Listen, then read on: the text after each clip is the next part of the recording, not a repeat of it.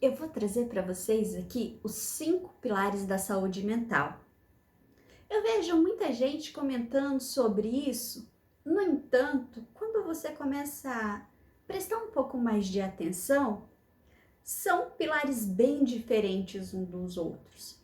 Então, eu resolvi trazer esses 5 pilares pautados na neurociência. Sim, são 5 pilares que vai fazer total sentido no decorrer do vídeo. Vamos lá? O primeiro pilar é a nutrição. Exatamente. Imagine comigo. Você vai num posto de combustível abastecer o seu carro, confiando que aquele é um combustível de qualidade, e no decorrer, depois que você sai dali, no decorrer da semana, o seu carro começa a apresentar alguns problemas. Começa a engasgar e tudo mais, só que a revisão tá ok. Você sabe que o seu carro é um carro bom e não tem nenhum problema. Aí você acaba percebendo que é o combustível que você colocou. Algo muito semelhante acontece no nosso cérebro quando a gente come apenas processados ou ultra-industrializados. Eu sei que na correria do dia a dia, fazer comidas muito elaboradas demanda tempo e pode ser um pouco difícil, mas é extremamente essencial para a sua sobrevivência, para você ter uma vida com uma qualidade melhor. Se você é uma daquelas pessoas que se sente exausta, esgotada, triste, desanimada, pode ser que você esteja com uma deficiência nutritiva. Então é muito importante você verificar como andam suas vitaminas e corrigir a sua alimentação. A nossa alimentação, ela é um combustível para o nosso cérebro. E quando a gente não se alimenta direito, falta energia. Energia não apenas para o nosso cérebro, mas para todo o nosso corpo, para todos os nossos órgãos. Nosso cabelo fica feio, nossas unhas quebradiças e a gente fica sem disposição, porque o cérebro ele precisa economizar a energia que ele tem disponível para aquilo que realmente importa. Então, perceba o que você anda comendo. Coloque na sua dieta coisas como verdura, legumes, uma variedade, um prato colorido. Coloca sementes, nozes, proteína, principalmente de origem animal. Essas são as melhores para o nosso organismo. E agora, o pilar número 2, que é exercício físico. Exatamente, o nosso cérebro, ele ama exercício físico.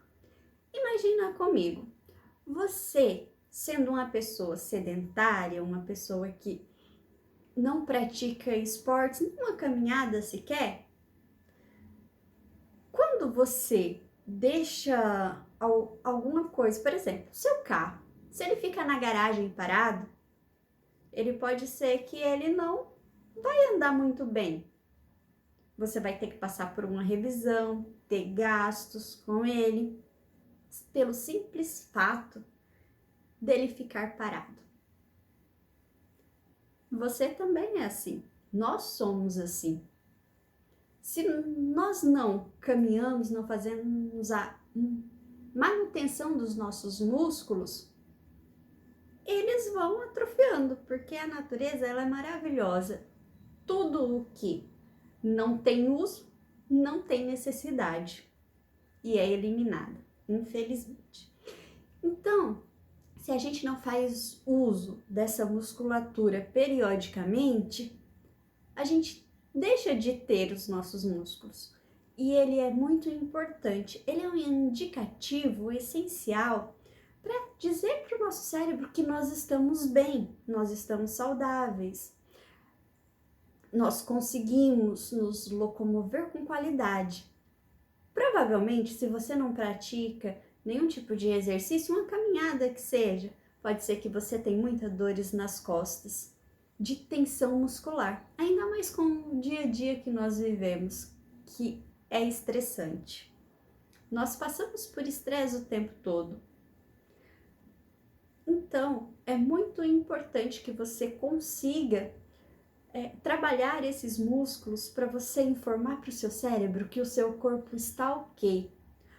Porque imagina comigo, o nosso cérebro, ele é um gerenciador. Ele gerencia todo o nosso corpo, nossos órgãos, ele analisa nosso ambiente, ele gera uma resposta para tudo, tanto dentro de nós, nossos órgãos, quanto fora, né? Nosso ambiente. E se nós não caminhamos, nós não nos exercitamos, além das atividades diminuir o nosso estresse, que é algo muito bom, ele sinaliza outra coisa muito importante. Ele sinaliza que o nosso cérebro não precisa se preocupar porque nós estamos treinando, nós estamos mantendo o nosso corpo ativo em movimento. Então, para ele, é menos uma coisa para se estressar. E olha só que interessante, o nosso próximo tópico é justamente o manejo de estresse. E falando um pouquinho sobre exercício físico ainda, tem estudos que saíram que dizem que praticar exercícios físicos diminui estresse, ansiedade, depressão, além de contribuir para a nossa longevidade. Olha que interessante, está intimamente ligado com a saúde do nosso cérebro no sentido de desenvolver ou não demência. Olha que fantástico. Uma caminhada, além de muitos outros benefícios, como o coração, circulação, ainda ajuda a prevenir a demência. Isso é fantástico. E o nosso terceiro pilar, como eu havia dito, é o manejo de estresse. Todos esses pilares, eles estão intimamente ligados um com o outro. E isso é incrível. O manejo de estresse, você pode adquirir tanto fazendo esportes, tanto se alimentando direito, quanto meditando. Sim, saber respirar fundo, contar até 10, mas de uma forma consciente. Lembrar que aquele momento de estresse, conseguir analisar as situações naquele momento é muito importante. Isso ajuda tanto na depressão quanto na ansiedade. E como que pode te ajudar?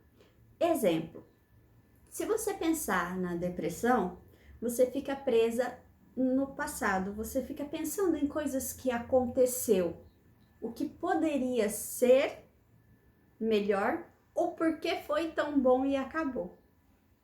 Você fica presa naquele passado de alguma forma.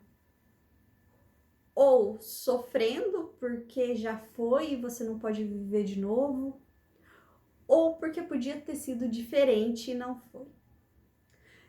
E a ansiedade. A ansiedade é uma preocupação excessiva com o futuro. Se preocupar, se programar, entender o que está por vir para você conseguir ter um planejamento de como lidar com a situação, ok, isso faz parte, isso é muito legal. Você viver em um ciclo vicioso, pensando demais no futuro, no sentido de que você não consegue encontrar uma saída e você fica com aqueles pensamentos cíclicos, viciosos ali, que só te torturam, Isso não é saudável. Isso é ansiedade. E você conseguir manejar isso é muito interessante, porque vai diminuir o seu estresse. E como fazer isso? Se perguntar, qual que é a origem desse pensamento? Será que isso, nesse momento, no presente, eu consigo resolver? Faz sentido para mim resolver? Tá no meu alcance? O que é que eu posso fazer? Eu não posso fazer? Eu respiro, analiso e deixo ir. A meditação é algo muito interessante, por quê? Porque imagine um rio. Imagina você dentro desse rio, numa correnteza, se debatendo para tentar sair e aquela aflição de não conseguir, sendo levado pela correnteza e aquele desespero. Esse é o turbilhão de pensamentos que você vive na ansiedade. Quando você pratica a meditação, você faz o seguinte: imagina você nesse mesmo rio, só que agora você na beira. Você ali na encosta do rio, você vendo as águas passarem, a correnteza levar toda a água, e você ali, apenas observando e ouvindo aquele barulho da água, aquela calma, de repente os pássaros cantando, o vento soprando. Essa é a meditação.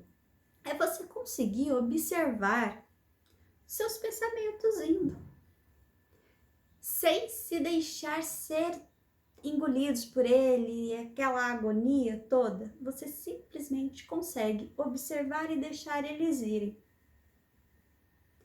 Isso é o que a meditação faz com a sua mente, sem ansiedade, sem sofrimento, sem essa aflição. Então, meditar é ótimo para o nosso cérebro e para poder reduzir a ansiedade.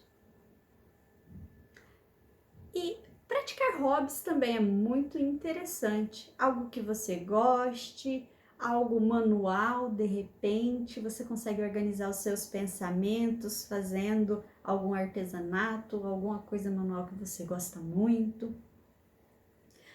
E o nosso quarto pilar. O nosso quarto pilar é o sono de qualidade. Exatamente. No nosso sono acontece uma coisa incrível que foi descoberto há pouco tempo atrás, que é os ciclos do sono. Mas esses ciclos do sono não é meramente um ciclo. Acontece uma lavagem no nosso cérebro, que é incrível. Quando a gente acorda e a gente está desperto e tal, e vai vivendo aquele dia intensamente, e chega no final da tarde, à noite, a gente está exausto. Foram lixos que foram acumulando no nosso cérebro durante todo o dia, com todos os nossos afazeres. E aí nós nos sentimos cansados para dormir.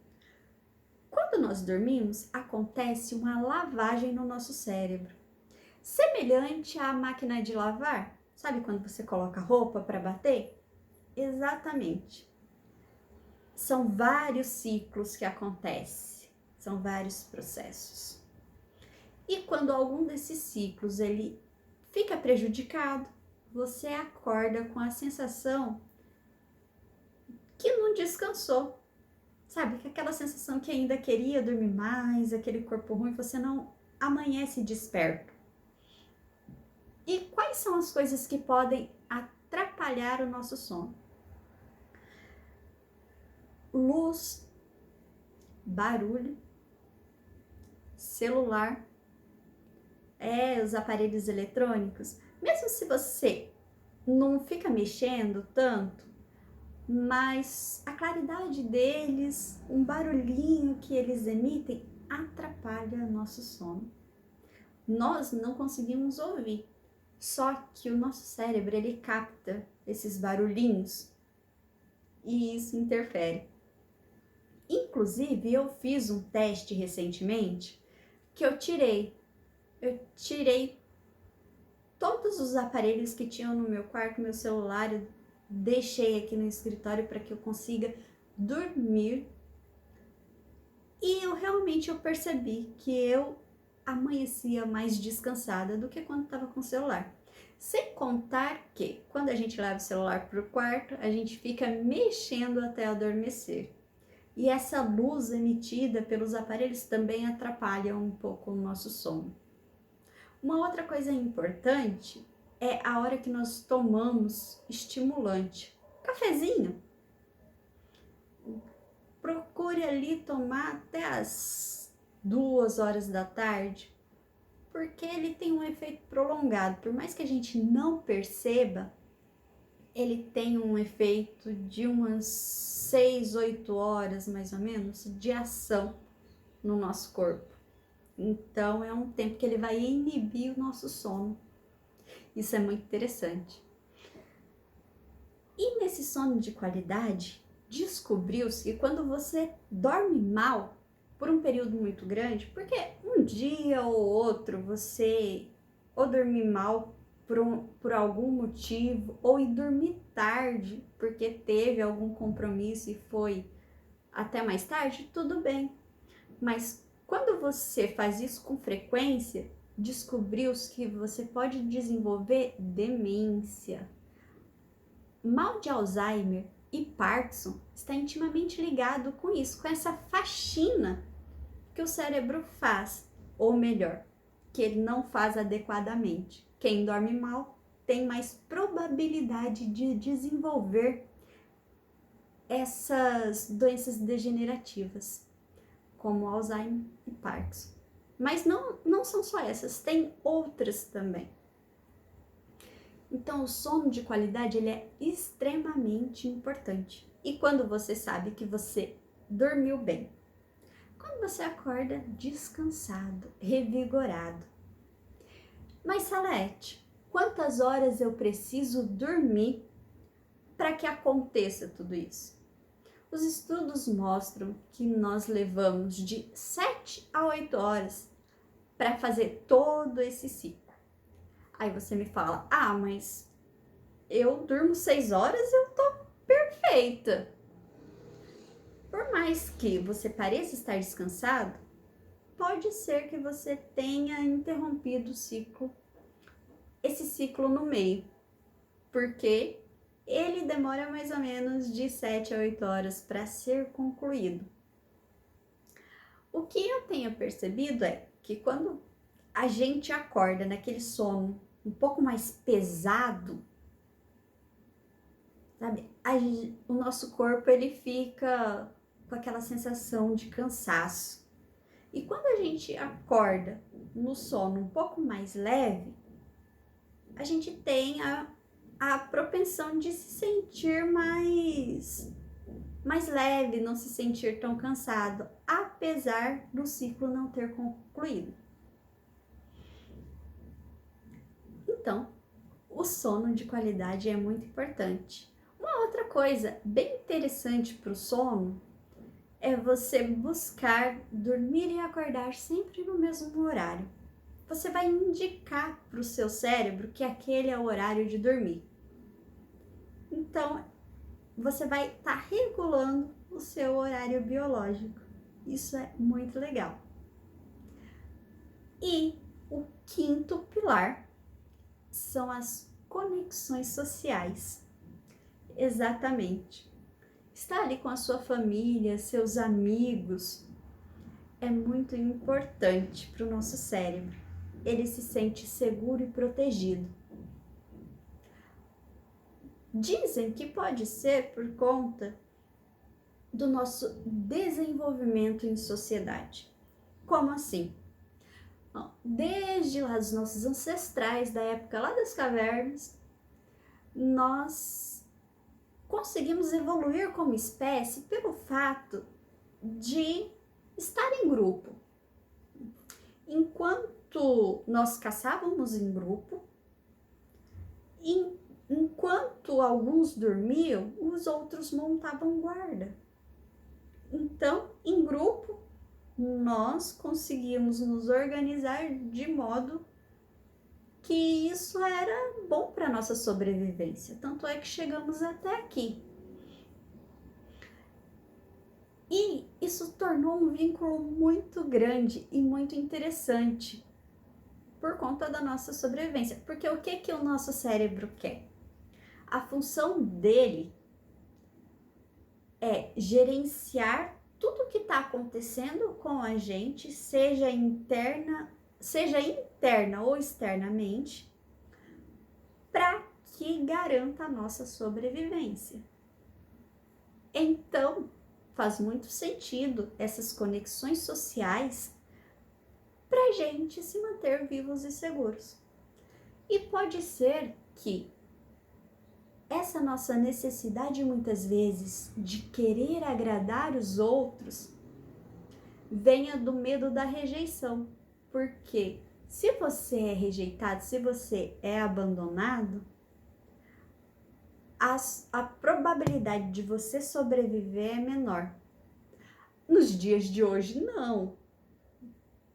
Mas naquela época, dos nossos antepassados lá, era bem menor. Se você tivesse um grupo, seria muito mais fácil você sobreviver e ter uma longevidade melhor.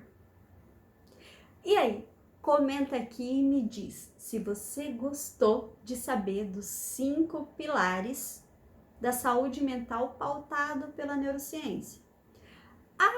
E uma coisa muito interessante. Esses pilares, eles estão intimamente ligados. Eu comentei isso um pouquinho mais. Então, se você tá com um prejudicado, pode ser que os outros eles fiquem abalados. Por exemplo, se eu durmo mal, eu vou ficar irritada.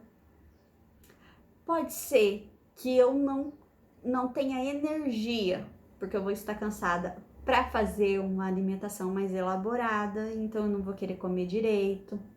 Eu não vou ter disposição para eu fazer minhas atividades físicas, porque eu vou estar me sentindo cansada. Eu não vou querer sair, porque eu vou preferir ficar em casa. Olha só quantas coisas que pode acontecer simplesmente por uma noite mal dormida. Ou se você vê ali, se eu não comer bem, eu também não vou ter energia para todas essas outras atividades. Se eu não caminhar, se eu ficar um pouco sedentária, o meu nível de estresse pode subir. E se eu fico muito estressado, eu também consumo muita energia para poder lidar com esse estresse e tudo mais. E aí, eu estressado, eu fico fisicamente esgotado. E eu quero descansar. Então, veja como um pilar está intimamente ligado com o outro. Por isso que é muito importante dar atenção a todos esses 5 pilares. Então me conta aqui, se você gostou do nosso bate-papo, se você quer mais assuntos como esse, que eu trago mais coisas nesse sentido para você. Tchau!